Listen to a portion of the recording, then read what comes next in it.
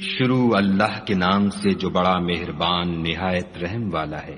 محمد مصطفیٰ صلی اللہ علیہ وآلہ وسلم ترش روح ہوئے اور منہ پھیر بیٹھے کہ ان کے پاس ایک نابینا آیا، اور تم کو کیا خبر شاید وہ پاکیزگی حاصل کرتا یا سوچتا تو سمجھانا اسے فائدہ دیتا۔ جو پرواہ نہیں کرتا اس کی طرف تو تم توجہ کرتے ہو، حالانکہ اگر وہ نہ سنورے تو تم پر کچھ الزام نہیں۔ اور جو تمہارے پاس دوڑتا ہوا آیا اور خدا سے ڈرتا ہے اس سے تم بے رخی کرتے ہو۔ دیکھو یہ قرآن نصیحت ہے، بس جو چاہے اسے یاد رکھے۔ قابل ادب ورقوں میں لکھا ہوا جو بلند مقام پر رکھے ہوئے اور پاک ہیں، ایسے لکھنے والوں کے ہاتھوں میں جو سردار اور نیکوکار ہیں۔ انسان ہلاک ہو جائے کیسا ناشکرا ہے۔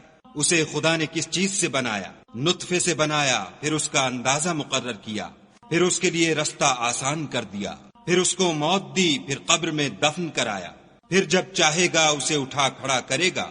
کچھ شک نہیں کہ خدا نے اسے جو حکم دیا اس نے اس پر عمل نہ کیا۔ تو انسان کو چاہیے کہ اپنے کھانے کی طرف نظر کرے۔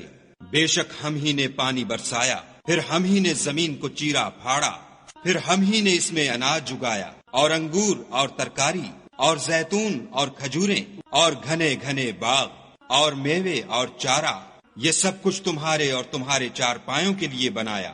تو جب قیامت کا غل مچے گا اس دن آدمی اپنے بھائی سے دور بھاگے گا، اور اپنی ماں اور اپنے باپ سے، اور اپنی بیوی اور اپنے بیٹے سے۔